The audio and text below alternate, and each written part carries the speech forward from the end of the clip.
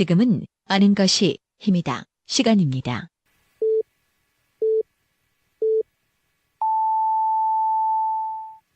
어서 오십시오. 오늘 모닝 이슈에 오신 걸 환영합니다. Eyes in the sky, gazing far into the night. I raise my hand to the... 오늘은 문재인 대통령이 지명한 김상조 공정거래위원장 후보자에 대한 인사청문회가 시작된 날입니다. 김 후보자는 청문회 전부터 야당과 언론으로부터 각종 의혹 제기를 당하고 있는데요.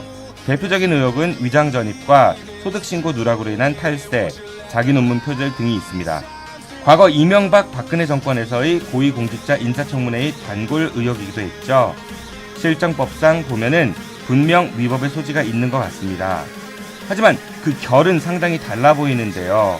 과거 정권에서의 위장 전입은 주로 부동산 투기 목적을 위한 경우가 다반사였고, 아니면 자녀를 이른바 좋은 학교로 전학시키기 위한 목적이었다면, 김 후보자의 경우는 외국으로 안식년을 가기 위해 원래 살던 강남에서 목동의 자택으로 주소지를 옮겼고, 거주자에게 우편물을 받아달라고 부탁을 했다 합니다.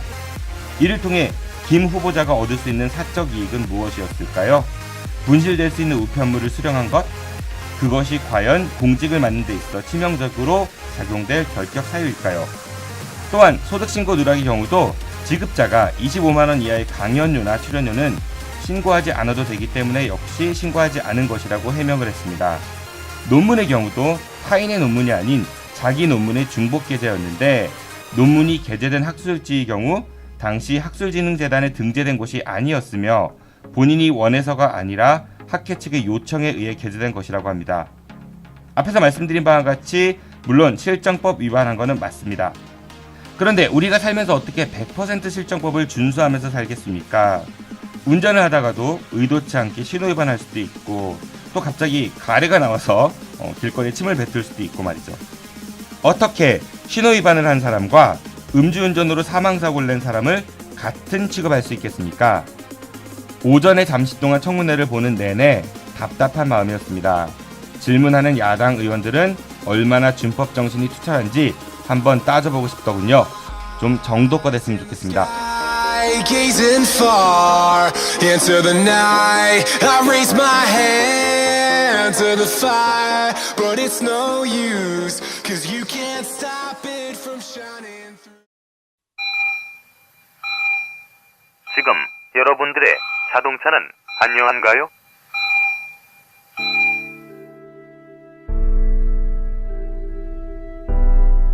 자동차는 편리한 교통수단이기 전에 나와 내 가족의 소중한 생명을 지켜주는 또 하나의 나입니다.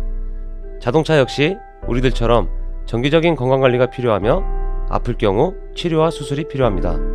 나와 내 가족의 소중한 생명 지킴이 내 차의 모든 것을 이제 낭만카닥터 김사부와 상의하세요. 자동차의 돌담병원 북대전 모터스에 오시면 내 차의 모든 것이 편안합니다. 내 차를 위한 엑스레이, CT, MRI 등 최신 장비와 대한민국 최고의 자동차 엔지니어인 저 낭만 카닥터 김사부를 만나실 수 있습니다. 북대전 IC에서 테크노밸리 방향 언덕 위의 하얀 집, 정신병원 아닙니다. 이상 여러분들의 자동차 주치 낭만 카닥터 김사부였습니다. 살아간다 최강한화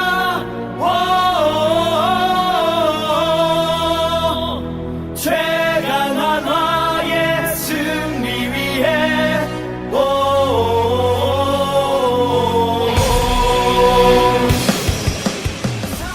한화 이글스 보살 팬들을 위한 팟캐스트 김성석 기자의 최강한화. 최강한화의 승리 위해 매주 월요일 김성서 기자가 한 주간의 한화 이글스 경기 결과와 소식, 앞으로의 전망, 그리고 선수단 뒷 이야기를 전해드립니다. 지금 팟빵이나 유튜브, 페이스북에서 아는 것이 힘이다를 검색해주세요. 나는 행복합니다. 나는 행복합니다. 나는 행복합니다. 이글스라 행복합니다. 오늘도 청취자분들을 위해 우리 지역의 소식을 전해주실 중도일보 임병환 기자 연결되었습니다. 임 기자님 안녕하세요. 네, 안녕하세요. 중도일보 임병환 기자입니다. 예, 날씨가 무척 덥습니다. 우리 기자님 점심 드셨죠? 네, 점심은 좀 오랜만에 은행동 나와서 뭐 드셨어요?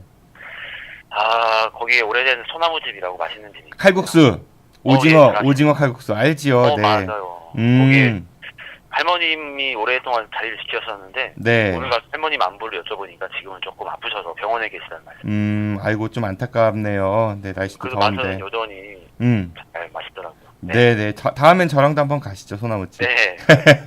오늘은 사무실 출근을 이렇게 안 하시는 날이라고 들었는데 이 방송 녹음 때문에 또 일부러 중구청 그 기자실까지 가셨다면서요? 예, 뭐 유선 전화가 그래도 그나마 음질이 좀 더 나을 것 같아서. 아유, 훌륭하십니다. 너무 감사합니다. 우리 그 임병환 기자님은 항상 보면은 그 하실 말씀하시고 말씀이 짧으세요. 예. 전달하고 싶은 말씀만 딱 전달하고. 네, 알겠습니다. 우리 시크한 임병환 기자님한테 소식을 좀 들어보도록 하죠. 오늘 첫 번째 소식 전해주십시오. 네, 저희가 좀 6월 들어서 주변에 좀 많은 변화가 있었는데요. 그 중에 충남 지역 화력발전소가 가동을 중단했다는 소식을 먼저 전해드리겠습니다. 정부의 미세먼지 저감 대책에 따라 지은 지 30년 이상 된 충남 지역 노후 석탄 화력발전소 4기가 어제부터 가동을 중단했습니다. 보령 1, 2호기는 6월 한 달간 가동이 중단되고요. 서천 1, 2호기는 이날 영구 폐쇄됐습니다. 보령 1호기가 1983년 12월, 그리고 보령 2호기가 1984년 9월 준공됐으니까 한 34년 만에 휴식에 들어간 것입니다. 이는 문재인 대통령이 30년 이상 노후 석탄 화력발전소 조기 폐쇄와 일정 기간 가동 중단을 지시한 이후 후속 조치입니다. 충남연구원과 충남보건환경연구원은 석탄 화력발전소 일부가 가동을 중단한 6월에 대기질 측정 연구 및 건강 실태 조사를 실시할 예정입니다. 가동 중단 전후 비교를 통해 정책이 실효성이 있는지 과학적으로 검토해 보겠다는 것입니다. 여기에 미세먼지를 줄여보고자 하는 의도지만 안타까움을 호소하는 목소리도 있습니다. 가동 중단 발전소에 종사하는 노동자들 이야기인데요. 보령화력의 하청기업을 포함 2천여 명, 서천화력의 400여 명이 종사하고 있습니다. 가동 중단된 보령 1, 2호기나 서천 화력발전소의 직원들은 현재까지 정상 출근을 하고 있습니다만 일자리 감소와 주변 마을에 지원되는 기금 축소를 우려하는 목소리도 있습니다.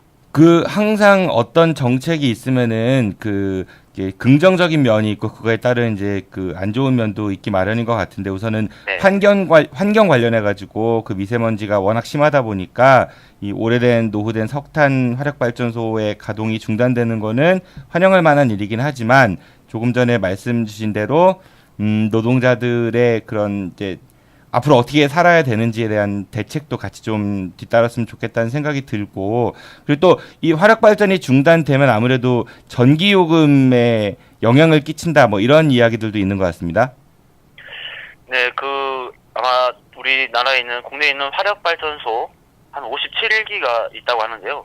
이 중에 29기가 지금 충남에 몰려 있는데 지금 화력 발전소가 이렇게 좀 많이 있는 상황에서 좀 가동을 중단, 그리고 또 이러한 추세가 좀 확장이 된다면은 전력 수요를 좀 걱정 안 할 수는 없겠죠. 근데 요즘 또 더워지기 시작했으니까. 예, 거기에 또 전력 수요가 늘어날 때 이제 전력 수요를 가장 효과적으로 좀 줄이는 방법은 요금 인상일 텐데요. 아마 그런 논의도 아마 앞으로 좀 나올 것 같습니다. 그런데 한전 같은 경우는 영업이익이 엄청나게 높은 그런 공기업이거든요. 그러니까 네. 저는 그런 생각을 좀 해봐요. 공기업은 공공재를 바탕으로 그 국민들의 어떤 기본적인 생활 편의를 위해 존재하는 것인데, 그런데 거기가 영업이익이 높다라고 하는 것은 좀 앞뒤가 안 맞는 경우가 있을 수도 있다는 생각이 들어요. 사실은 가장 바람직한 거는 그냥 수익과 지출이 거의 비슷한 정도? 약간의 적자가 있다 할지라도 그거는 그만큼 국민들에게 편의가 돌아간다는 거에 대한 반증이니까 요금 인상에 앞서서 좀 어떻게 하면 이 공공재가 우리 국민들에게 잘 쓰일 수 있을까에 대한 고민이 먼저 선행돼야 될 것 같습니다. 제가 알기로는 한전도 그 발전소로부터 전기를 사오는 걸로 알고 있어요. 네.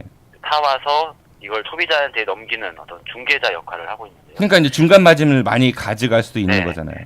여기서 이제 어떤 수익을 한전이 수익을 얼마 정도가 적정한 수준이냐는 아마 앞으로 국민적인 여론에 결정되지 않을까 싶습니다. 그러니까 우리가 맨날 이 에너지 관련 얘기를 하면은 에너지 절약하자라는 이야기를 하는데 물론 그거는 100% 맞는 이야기고요. 그런데 실질적으로 그러니까 일반 사람들이 생활에서 쓰는 전기의 양보다는 이른바 산업용으로 쓰이는 전기가 훨씬 더 많고 절대량도 그리고 요금도 굉장히 큰 차이가 있잖아요. 그래서 무조건 국민들한테 이렇게 에너지 부족하니까 아껴 써라 하고 막 위협하고 전기요금 올린다 하고 이런 정책보다는 좀 더 투명하게 모든 걸 딱 까놓고 하나하나 따져가면서 하는 게 낫지 않을까 그런 생각이 듭니다. 네, 그렇습니다. 예, 다음 소식 전해 주십시오. 예, 그리고 또 어제 오후 2시부터 금강 공주보가 물길을 일부 열었습니다. 공주보의 수문을 20cm 낮춰 공주보 상류 수위는 8.75m에서 8.55m까지 낮아졌습니다. 이날 수문 개방은 공주보뿐만 아니라 낙동강 강정고령보, 달성보, 합청 창녕보, 창녕 함안보, 영산강 죽산보와 동시에 이루어졌습니다. 일단 환경단체 회원들은 보 개방 소식을 반기고 있습니다. 대전 환경운동연합 이경호 국장은 개방 수위가 20cm에 불과해 수위와 환경 변화에 끼치는 영향은 미미한 수준이지만 깨끗한 금강을 위한 정부의 보호 개방 의지를 환영한다고 밝혔습니다. 가뭄철에 농업용수를 확보하는 것도 중요한 이슈로 떠오르고 있는데요.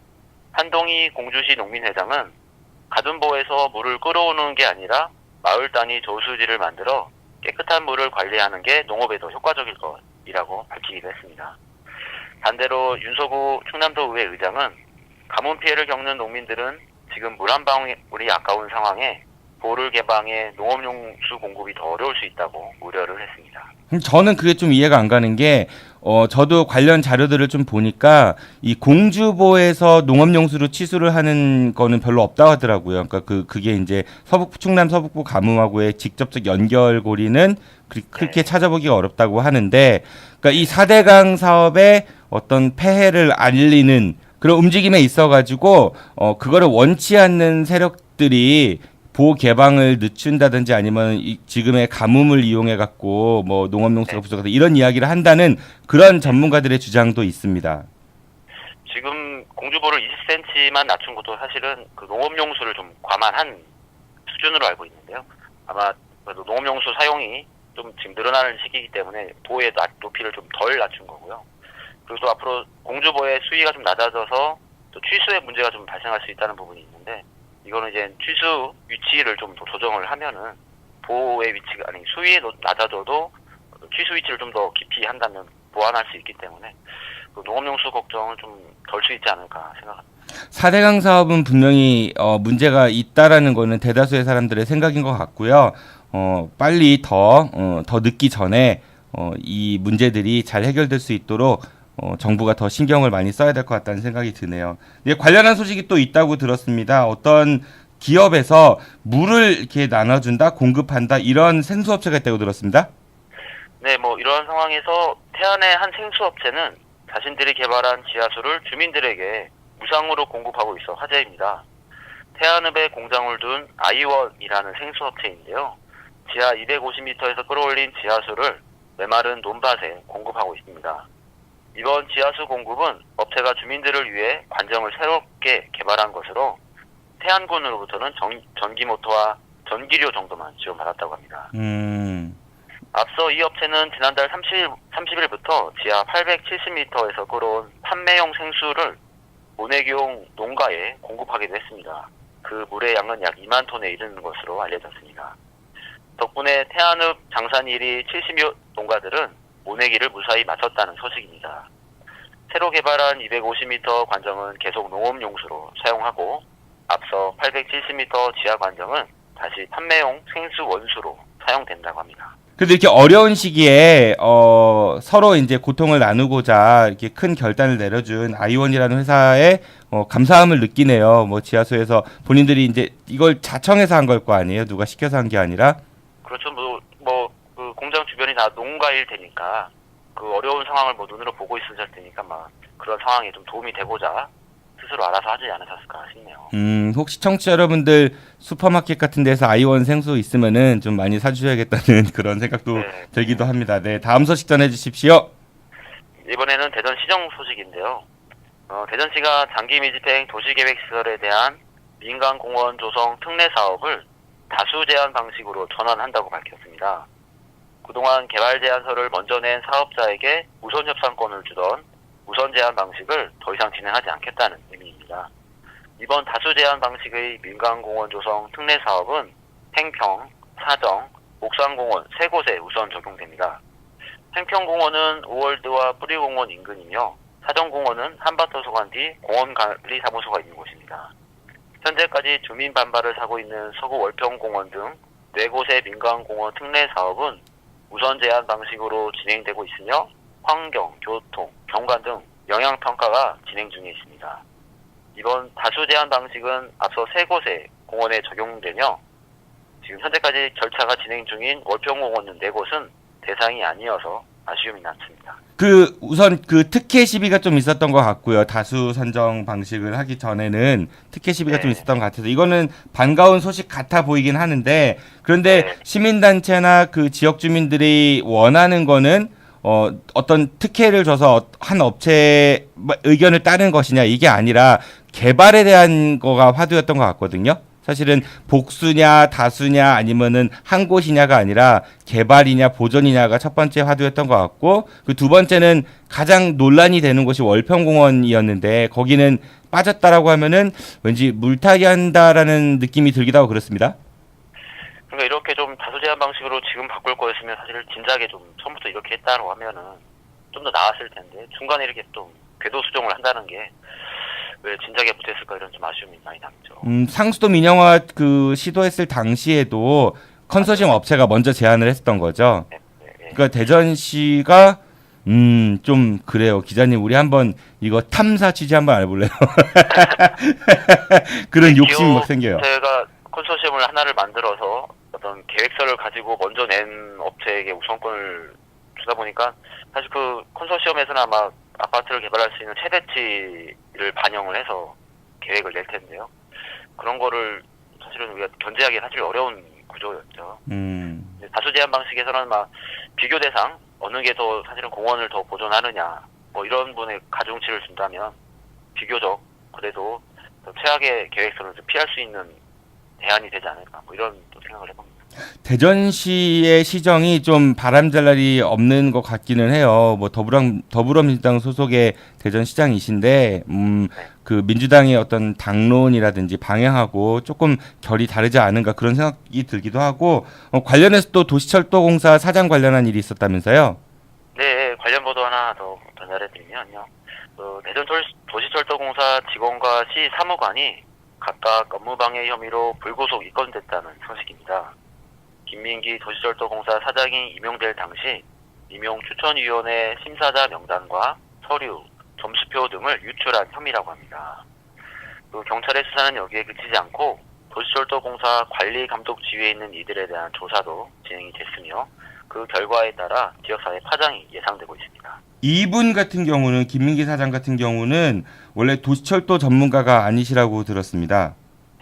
예, 전 국회의원 보좌관 출신이신데 아마 이명호 의원이 보좌관을 맡으셨고. 그러니까 전공은 행정학을 하셨다고 하고 그리고 이런 분이 이제 도시철도공사를 맡는다. 물론 뭐 그 뒤에 공부를 하셔서 그럴 수도 있겠지만은 전문가들이 많을 텐데 좀 전문성이 있어가지고는 물음표를 가져볼 만할 것 같고 대전시가 산하기관 그 기관장들 때문에 좀 계속 말이 많이 나오고 있는 것 같습니다. 뭐 대덕 테크노파크인가요? 거기 원장도 그렇고 도시공사 사장 같은 경우도 그런 것 같고 인사권자인 대전시장께서 좀 더 관심을 갖고 적절한 조치를 취하셔야 되지 않을까 그런 생각이 드는데요.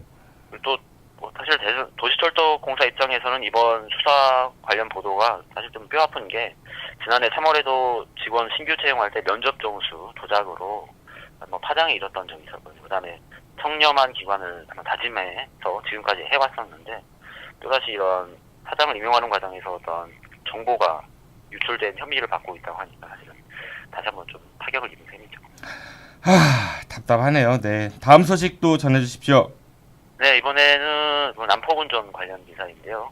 충남에서 난폭운전으로 올해만 225명이 형사 입건됐다는 소식입니다. 충남지방경찰청은 지난 1월부터 지난달 31일까지 난폭운전 146명을 입건했습니다.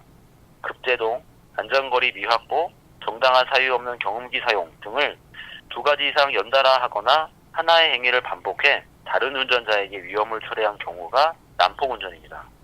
또 보복운전도 79명 입건했는데요. 급제동과 급감속이 60%로 가장 많았습니다.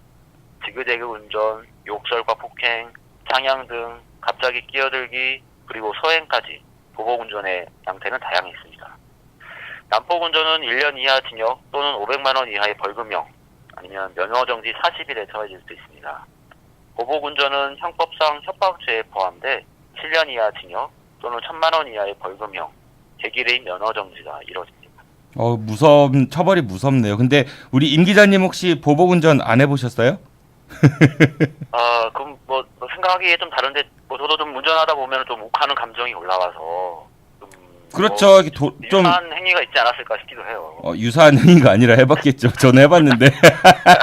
그러니까 갑자기 막 끼어들거나 이러면 괜히 약 오르고 내가 막 무시당하는 것 같고, 그래 욱하는 마음들이 보통은 생기는 것 같아요. 욕도 자연스럽게, 그러니까 평소에는 성격 되게 차분하신 분이 운전대만 잡으면은 막 이렇게 욕도 하고 저런 새끼가 이런 거부터 해가지고. 네, 저도 끼어든 차량들은 상향등 좀 켜보고. 네, 그거 했네. 뭘 유사한 행위라고. 근데 이런 게 또 이렇게 보복운전에 들어갈 수 있다는 걸 하세요. 다시 한번 생각해보겠습니다. 7년 이하의 징역에 처해질 수 있어요. 말씀만 들어도 무섭네요. 예전에 공익광고협의회에서 어떤 점잖은 남자분이 운전대 잡으니까 갑자기 야수로 막 변하는 그런 광고 있었잖아요.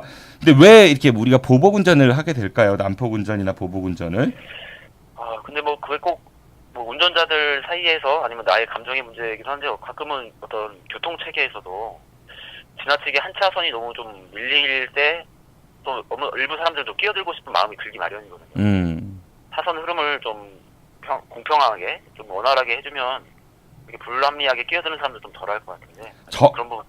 저는 그런 생각이 들어요. 삶이 너무 퍽퍽해갖고, 그러니까 우리가 스트레스를 풀 수 있는 그런 방법들이 많지가 않잖아요. 보통 직장 다니시는 분들 술 많이 드시고 이렇게 딱히 할 게 없어요. 그러니까 저녁이 있는 삶이니 가족들과 근데 사실 그게 쉽지 않잖아요. 그러니까 그런 평소에 그 퍽퍽한 삶이 그 운전대를 잡았을 때 이제 본인이 이제 무시당했다거나 이런 기분이 들면 막 폭발하는 게 아닌가. 그러니까 우리의 삶이 좀 더 그런 류의 운전은 보통 출근길에 많이 했던 것 같아요. 네네. 그러니까 우리의 삶이 조금 더 편안하게 그리고 함께 공존하고 배려하는 그런 마음을 가질 수 있도록 우리 삶이 좀 더 덜 퍽퍽했으면 좋겠다는 생각이 듭니다. 그러기 위해서는 우리가 정치 지도자를 뽑을 때 좀 잘 뽑아야겠죠. 알겠습니다. 주말에 뭐 하세요? 주말에 잘 쉬는 게 잘 보내는 거겠죠. 주말에 푹 쉬셔가지고 보복운전 하지 마시고요. 오늘 소식 감사드립니다. 다음 주 월요일에 뵙겠습니다, 기자님. 네, 월요일 뵙겠습니다. 네, 안녕히 가십시오. 지금까지 대충뉴스의 중도일보 임병환 기자였습니다.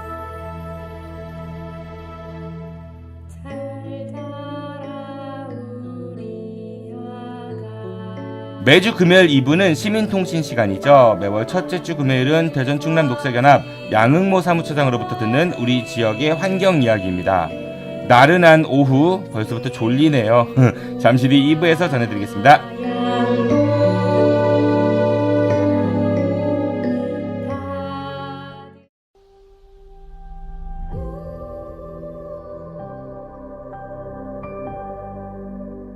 여러분 안녕하세요. 녹색연합 홍보대사 김미화입니다. 여러분 지구를 지키는 방법 뭐라고 생각하세요? 굉장히 어려운 말이죠. 지구를 내가 지킨다? 녹색연합에 여러분들 회원이 돼주시는 방법이 가장 빠른 방법이거든요. 아름다운 지구인으로의 변신. 대전 충남 녹색연합 회원이 돼주십시오. 화이팅! 화이팅! 시민에서 회원으로! 시민에서 회원으로. 시민에서 회원으로. 대중음악과 가수를 통해 우리 사회를 말합니다. 염살록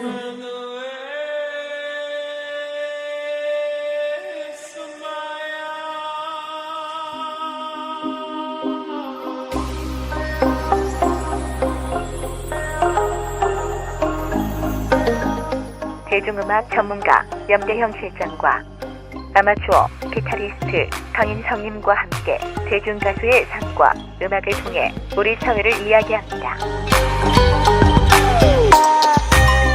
지금 팟빵이나 유튜브, 페이스북에서 아는 것이 김이다를 검색해주세요.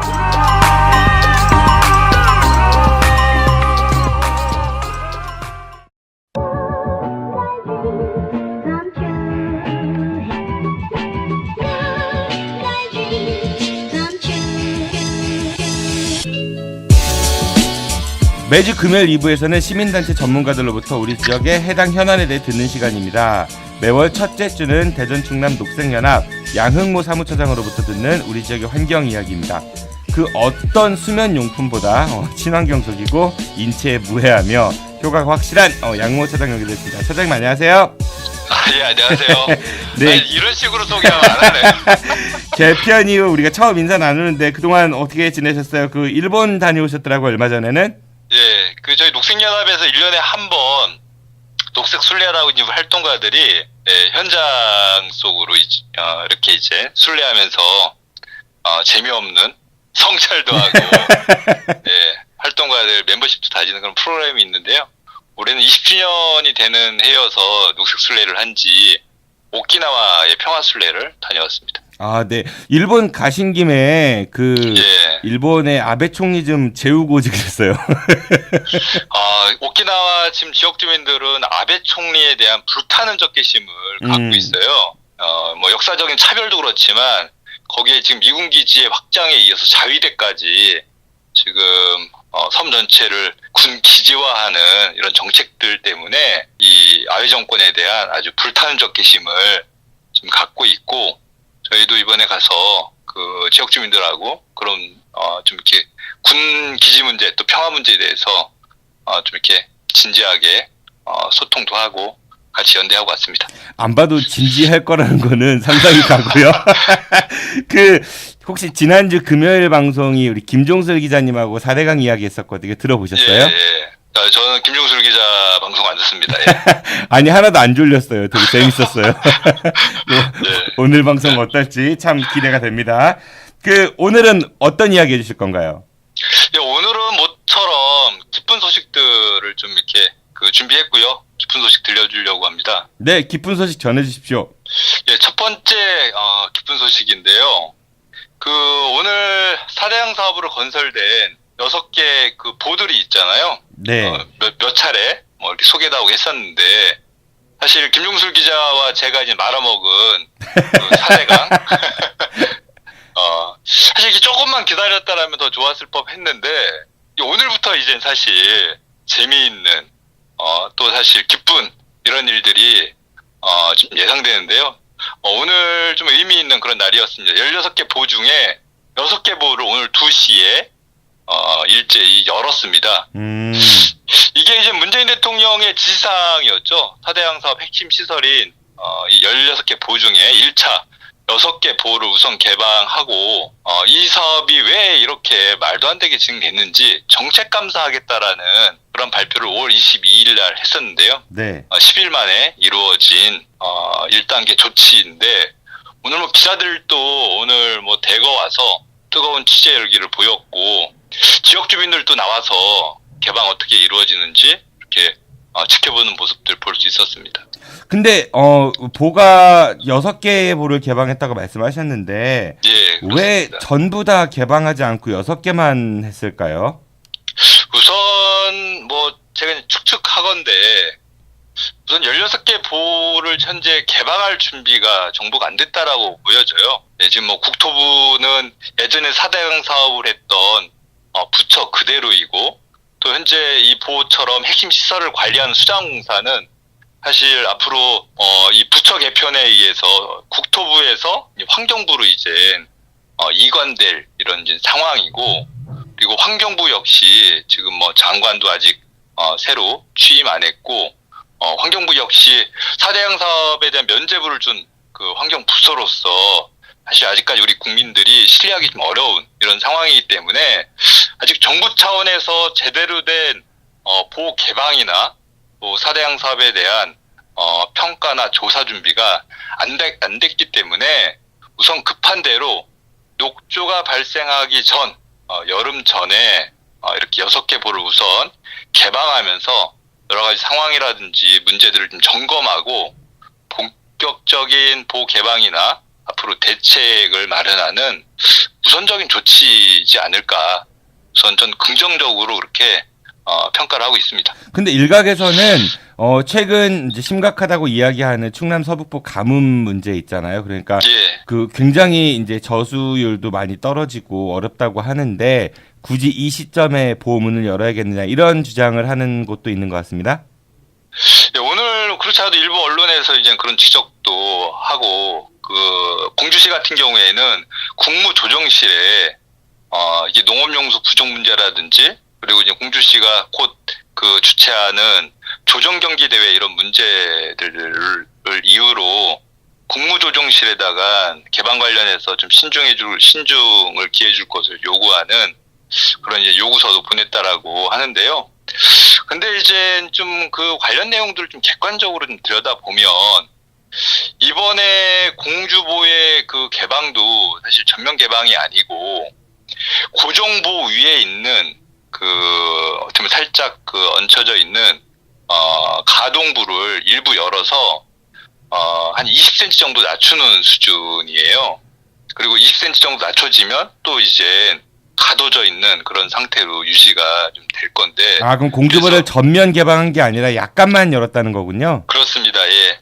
그래서 공주보의 수위를 현재 한 8.75m 정도 되는데 8.5m 정도로 이제 20cm 낮춘다는 겁니다. 그 정도 낮출 경우에 지금 공주보 위에 3개 정도의 양수장이 있는데 그 양수장에서 농업용수 치수하는 게 전혀 문제될 게 없다라는 것이 정부의 좀 판단이어서 농업용수 문제는 사실 문제가 좀 아니라고 보여지고요. 사실 애초부터도 4대강 사업이 진행되는 4대강 이 본류는 가뭄이 없던 지역이었고 대부분 강 상류, 산간 지역이나 이런 지역이 사실 가뭄 피해 지역이고 지금 우리 충남 지역의 가뭄 피해 역시 충남 서북부 지역 이 금강 본류와는 사실 거리가 있는 서북부 지역의 사실 피해인 거죠. 지금 농민들은 우선 그래도 물이 많은 게 좋지 않냐 이런 그 사실 판단인데 사실 그런 이제 수량 문제 때문에 4대강 사업이라는 어떻게 보면 이 말도 안 되는 사업이 진행됐고 막대한 예산 낭비와 실패가 있었잖아요. 이제는 수량과 수질을 어떻게 관리하고 또 환경적으로 지금 악화된 이런 문제들을 또 개선할 건지 이런 것들이 지금 요구되고 있는 상황에서 이루어진 조치여서 애초 취지를 잘 이해할 필요가 있을 것 같습니다. 네, 알겠습니다. 근본적인 대책은 뭐 보를 몇 개를 여는 거에 그치지 않고 근본적으로는 보가 없어져야 된다는 주장을 전에도 하셨던 것 같은데 4대강 사업이 좀 그러니까 효율적으로 잘 마무리가 될 수 있도록 정부의 노력이 필요할 것 같다는 생각이 듭니다. 네, 다음 소식 전해주십시오. 예. 그리고 다음 소식 사실 넘기기 전에 저희 녹색연합 자랑을 좀 하나 하고 넘어가야 될 것 같아요. 어떤 일이 있었죠? 예, 저희 녹색연합이 이제 4대강 사업을 시작하면서 지금까지 10년 동안 4대강 사업의 계획 단계에서 저항하고 또 4대강 사업이 속도전으로 밀어붙이면서 뭐 인명사고부터 여러 가지 환경 문제가 진행되는 과정들을 전부 현장에서 확인하고 제기하고 또 4대강 사업이 완공돼서 물이 담수가 되는 그 시점에도 포기하지 않고 이 수문을 열고 결국 철거해야 된다는 요구를 한 지 10년이 됐고 네. 보의 수문이 이제 완공돼서 이 물을 가준 지 6년이 된 이 시점에 이런 이제 수문 개방이란 아직까지는 제약이 있고 제한이 있지만 한계가 있지만 이런 성과를 이룬 것은 우리 국민들의 촛불 이후에 또 하나의 전 승리라고 생각을 하고 녹색연합의 자랑이 뭐예요, 근데? 거기에 저희가 아주 조그만 기여를 했다라는 그런 정도의 셀프 칭찬, 셀프 공치사 하고 싶고요. 특히 우리 국민들이 이렇게 모금을 통해서 항공 촬영 같은 거 저희가 계속 했거든요. 그런 거 해서 자료 같은 것들 객관적으로 이렇게 확보하고 제시하도록 모금해 준 걸로 오늘 또 항공 촬영을 역사적인 장면을 좀 찍었습니다. 그래서 잘하셨고요, 처장님. 자랑 충분히 된 것 같고, 이 영광을 MB한테 돌려야 되지 않아요? MB한테는 녹조를 MB가 이 사업 안 했으면 녹색연합은 별로 이렇게 할 일이 많지 않았을까, 뭐 이런 생각을 들기도 하는데. MB의 정책이 녹색 성장이었습니다. 녹색연합이 성장하진 못했지만 어쨌든 녹색연합 단련된 결국에는 성장했다라고 봐야겠죠. 그러니까 양날개가 녹색 성장의 양날개, MB하고 녹색연합.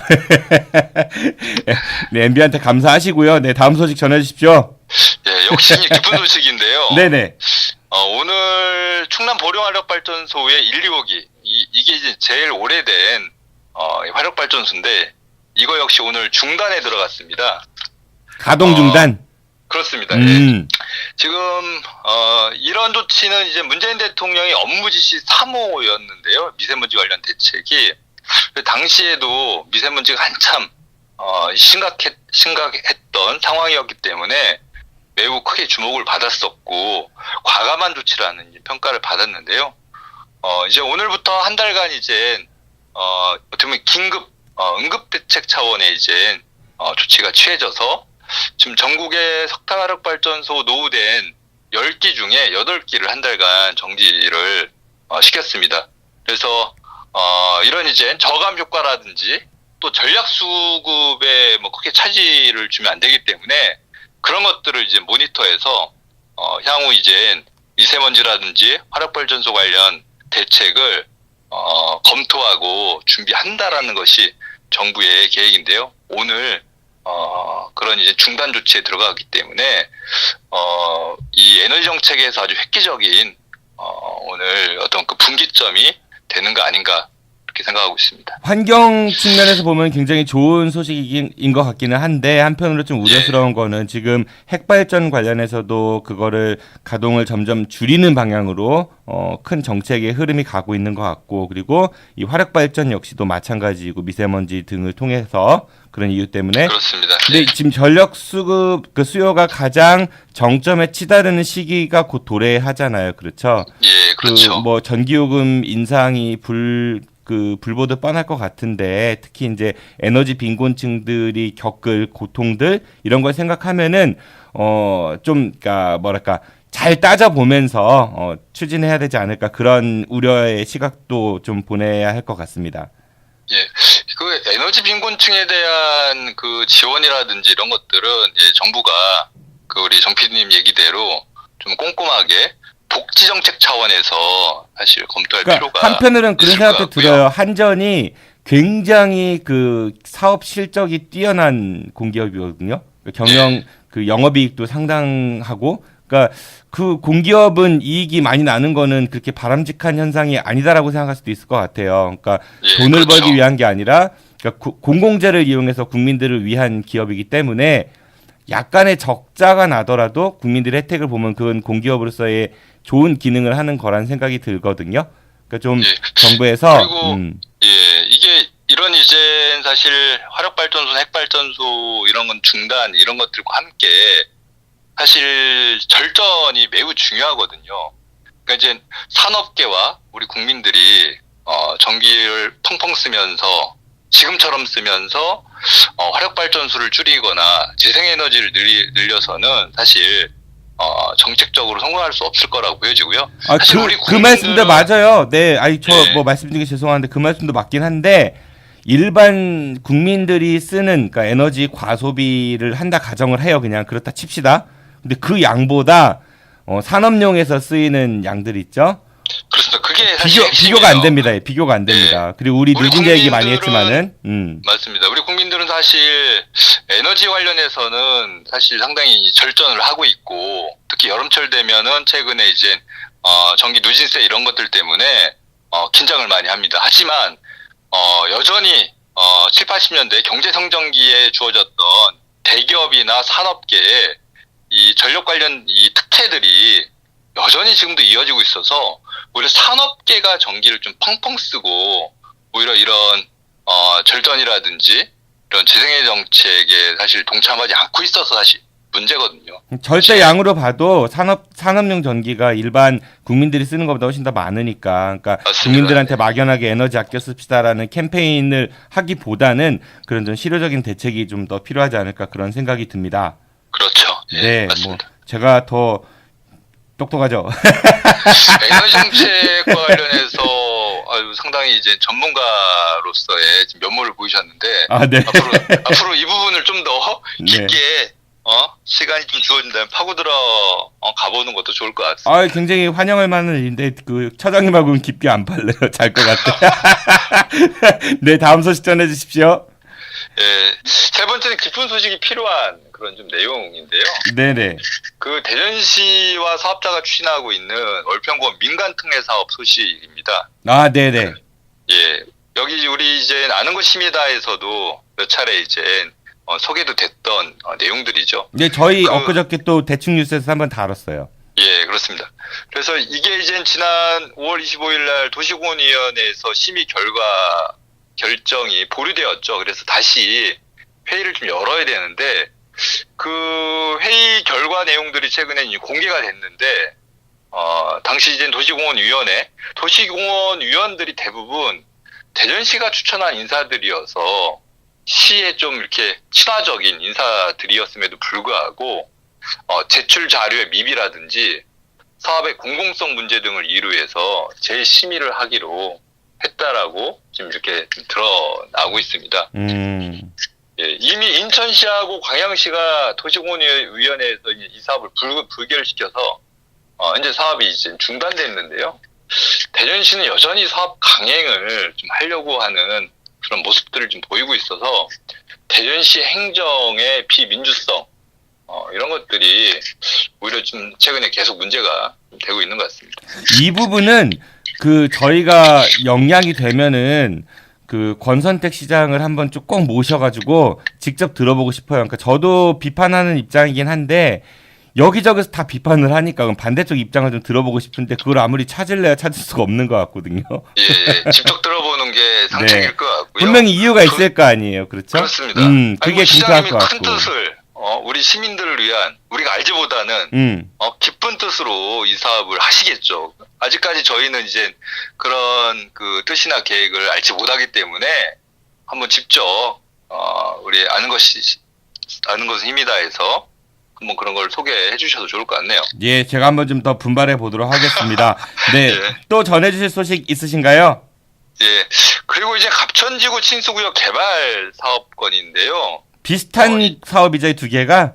예, 이거 역시 계속 대전시가 행정기관이면서 사업자로서 사업을 강행하고 있는 지역의 대표적인 개발 사업들입니다. 근데 이거 역시 지금 국토부와 환경부에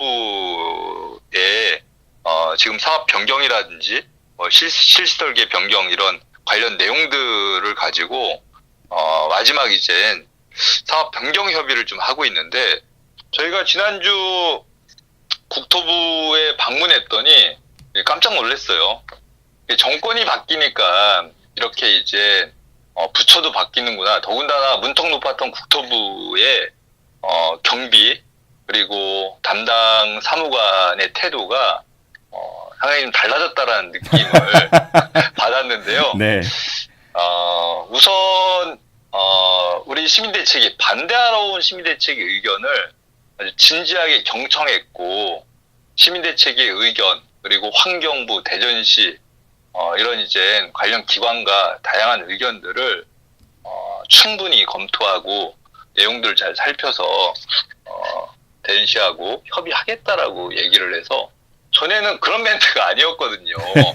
뭐 알겠다, 뭐 서류 놓고 가셔라, 뭐 이런 방식이었는데 어쨌든 뭐 그런 태도를 가지고 사실 앞으로 긍정적인 어떤 기대를 할 수는 없지만 어쨌든 행정기관이 그런 소통하고 그런 경청하는 모습을 보인 것만으로도 시민대책위에서는 어쨌든 면담에 대해서 좋은 인상을 좀 가졌었고요.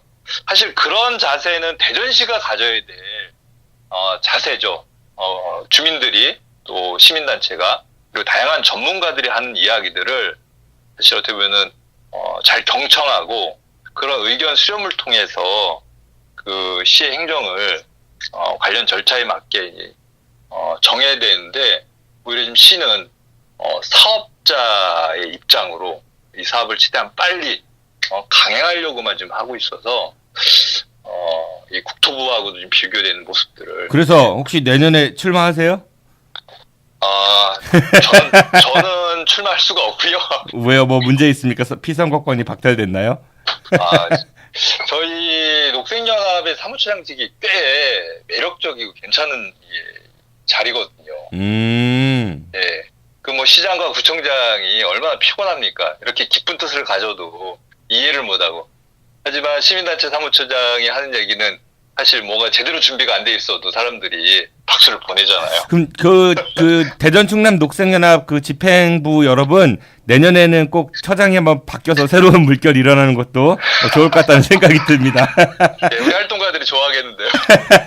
그리고 또 국토부 장관에 이번에 새로 이제 김현미 의원이 지명이 됐어요. 저 내정이. 예. 네네. 그래서 인사청문회를 앞두고 있는 것 같은데 어떻게 전망하세요?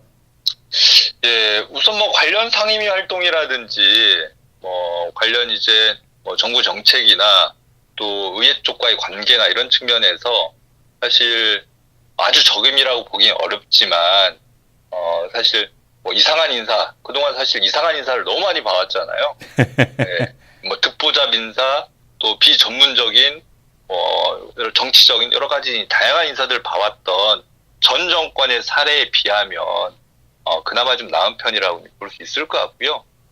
다만 이제 지금 국토부 같은 경우에는 이런 부처 개편이라든지 정책 방향이라든지 어떻게 보면 실험대에 오른 부처기 때문에 지금 이제 그런 이제 부처에 처한 여러 가지 환경과 과제를 얼마나 잘 인식하고 그거를 잘 풀어갈 수 있느냐 이런 과제를 맡았기 때문에 이 어려운 난제를 앞으로 어떻게 풀지 좀 주목을 해야 될 것 같습니다. 이게 그 대전시의 경우는 시정 철학의 문제인 것 같아요. 그러니까 지금 현재 권선택 시장의 시정 철학은 뭐 그분의 속까지 제가 들어가 보지는 않았지만은 개발 등을 통해 가지고 경기를 좀 부양하고 그걸로 이제 시정의 그 원활한 운영을 하겠다라는 생각이신 것 같고, 근데 이미 대전은 인구가 감소 추세이고 주택 보급률도 높은 편이고, 그리고 원도심하고 이른바 신도시하고 격차도 상당히 크고, 그러니까 도시에 살고 있는 시민들의 그 삶의 질 그리고 공동체 이런 관점에서 봤을 때 시정 철학이 좀 맞부딪히는 게 아닌가 그런 생각이 좀 들고요. 예, 근데 권선택 시장도 선거 공약에서 또 민선 6기 초기에는 그런 정책 방향들을 제시를 했었어요. 근데 권선택 시장이 그 민선 4기 출마를 준비했을 때요. 네. 그쵸, 그때는 출마를 결국은 철회를 했는데 그 대표적인 공약 중에 하나가 혹시 뭔지 아세요? 그 대천루 프로젝트라고 있었어요. 혹시 들어보셨어요? 예. 아니요. 민선 6기만 가지고도 머리가 지금 민선 4기 때 출마 준비하면서 네. 공약 중에 대천루 프로젝트라고 대전에 200층짜리 건물을 짓겠다라고 했어요. 랜드마크로. 기억나네요. 예. 그러니까 뭐 공약이라는 게 그 사람의 철학이 담겨 있는 거긴 하지만은 우리 시민들이 좀 더 면밀하게 꼼꼼하게 따져보면서 그럼 뭐라고 해야 되지? 이미지 트레이닝 뭐 운동선수 하듯 시뮬레이션을 좀 돌려보면서 그렇게 생각하면 좋지 않을까. 예, 그런 생각이 듭니다. 맞아요. 네. 군대에서 개발들은 경기에 안 껴주잖아요. 경기장 밖으로. 이거는 사실. 뭐 혹시 권선택 시장이 개발이라는 뜻인 거예요? 당연하죠. 지금 하고 있는 행정은. 이거 제 얘기 아닙니다. 예, 혹시 청취자 여러분들 그 혹시 소송 관리 저는 상관없는 얘기입니다. 네, 저는 그렇게 생각하지 않습니다. 수준인 거죠, 사실은. 예. 그러니까 지금 얘기한 대로 이미 한국 사회가 성장 사회를 이미 사실 벗어났고 이 성장 사회가 될 수가 없는데 성장 사회의 그늘을 오히려 이제 해결할 그런 정치와 행정이 필요하고 지금 그런 것을 정부나 아니면 서울시나 이런 일부 지자체들도 사실 그런 시대에 맞게 정책들을 수정하고 그런 과제들을 개발해서 시민들의 참여를 이끌어서 지금 나가고 있죠. 하지만 대전시는 여전히 옛날에 낡은 행정, 낡은 정책을 가지고 더군다나 그런 것을 일방적으로 하다 보니까 각종 정책과 현안에서 이렇게 이제 문제가 발생을 하고 있는 것 같고요. 일종의 개발 행정이라고 말할 수밖에 없습니다. 아, 네. 그래요. 네. 출마 준비 잘 하시고요. 저희 대충 뉴스 진행하다 보니까 얼마 전에 저희 전해드렸던 소식이긴 한데 뭐 녹색연합에서 맹꽁이를 찾아라 이런 행사를 좀 진행을 한다면서요? 맞습니다. 예. 맹꽁이를 찾기가 어려우니까 맹꽁이를 다 재우셨나 봐요. 그러니까 이런 막개발 때문에 맹꽁이들의 서식처가 이제 사라지면서 그러니까 맹꽁이를 왜 찾아야 돼요? 근데 맹꽁이가 왜 중요한 거예요? 맹꽁이는 국제적으로도 이제 이런 기후변화의 지표종이에요. 양서류라는 것이 물에도 살고 이제 이렇게 육지에도 사는 양쪽으로 오고 가는 중간 생태계의 핵심 그런 이제 종이기 때문에 결국에는 이런 중간 생태계가 사실 이렇게 위협받고 그 종들이 사라진다는 것은 도시 환경 그리고 우리 지구 환경도 이제 큰 문제가 이제 발생했다라고 이제 볼 수밖에 없는 거죠. 그 맹꽁이가 서식하면은 환경이 그나마 나은 편인데 맹꽁이가 서식을 그렇습니다. 못하면은 환경에 문제가 있다는 일종의 시그널로 받아들이면 된다 이런 거죠. 뭐 미세먼지라든지 습도라든지 도시 환경에서 중요한 그런 환경의 어떻게 보면은 지표로서 이 맹꽁이의 서식 여부는 매우 중요합니다. 양 차장님, 예. 혹시 양서류가 영어로 뭔지 아세요? 글쎄요, 이게 갑자기 안 떠오르는데요? amphibians라고 합니다. amphibian. 네, 예, 하나 역시 우리 가르쳐드렸고.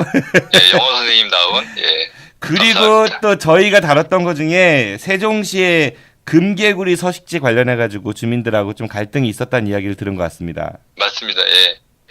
그 문제도 최근에 이제 어떻게 보면은 뭐 이렇게 억지로 봉합이라는 표현이 뭐 맞는지 모르겠으나 어쨌든 지금 당장은 결정하지 않은 채 어쨌든 좀 보류하고 좀 넘어갈 수밖에 없는 상황인 것 같아요. 그러니까 금개구리도 맹꽁이랑 비슷한 경우인가요? 그 양서류고 환경 지표로서?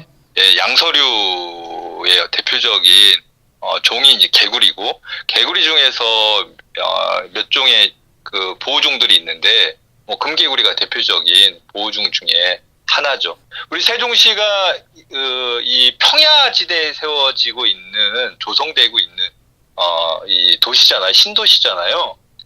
예, 이 평야지대의 핵심이 논이고 논의 상징적인 동물은 이제 개구리거든요.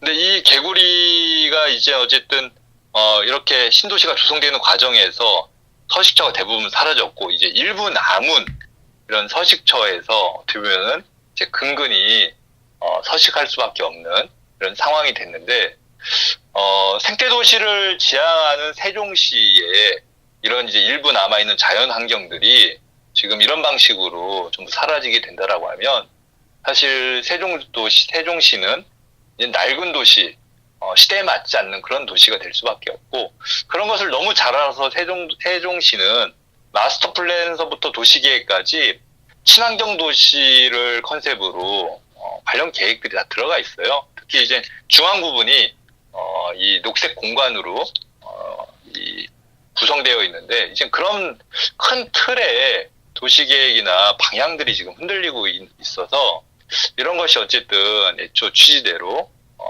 잘 조성되는 과정에서 우리 금개구리도 같이 공존할 수 있는 그 해법이 나오면 좋을 것 같습니다. 그러니까 아까 말씀 주셨던 게 이제 임시로 봉합했다고 했는데 금개구리 서식지가 있고 공원을 원래 조성하려고 했고 그러다 보니까 서로 이제 의견을 담기 위해서 공원의 면적을 줄이고 금개구리 서식지를 조금 더 보존하겠다 뭐 이런 건데 그 양쪽이 다 이제 그게 만족하지 않는다 뭐 이런 경우인 거죠? 그렇죠. 이제 일부 지역 주민들은 전부 논을 일종의 그 버려진 땅, 쓸모없는 땅이라고 생각을 하는 거죠. 그래서 거기를 전부 복투해서 잔디밭이나 일반 공원처럼 조성해야 된다라는 거고 저희는 그런 논도 중요한 공원으로서 기능할 수가 있고 산책이든 또 환경교육이든 도시농업이든 그런 이제 중요한 기능을 할 수 있기 때문에 당연히 공원으로서의 기능 그리고 우리 세종시의 전체적인 환경적 기능에서 매우 중요한 공간이기 때문에 그 공간을 쓸모없는 땅으로 평가하는 것은 적절치 않다라고 것이다라고 이제 판단하고 있는 겁니다. 알겠습니다. 그 대안적인 모델이 빨리 나와가지고 서로 만족할 수 있는 그런 게 있으면 좋겠다는 생각이 듭니다. 오늘 생각보다 안 졸렸습니다. 예, 다행입니다. 네, 예. 고생 많으셨고요. 다음 달에도 우리 지역의 환경 문제에 대한 유익한 소식 부탁드리겠습니다. 그래도 오늘 반가운 소식을 많이 주셔가지고 감사드리고요. 차장님, 다음 달에 뵙겠습니다. 안녕히 가십시오. 예, 고맙습니다. 매주 토요일은 저희 아는 것입니다의 교양 채널에서 방송이 업로드되는 날입니다. 이번 주에는 대중음악 전문가 염대영 국장과 함께 진행하는 염살롱이 청취자 여러분들을 찾아뵐 예정인데요. 이번 방송에서는 한국 대중음악의 상징과도 같은 인물이죠. 작은 거인 조용필에 대해 이야기 나누겠습니다. 내일도 많은 청취 부탁드리겠습니다. 지금까지 진행의 정진호였습니다. 청취해주셔서 고맙습니다. I'll be back.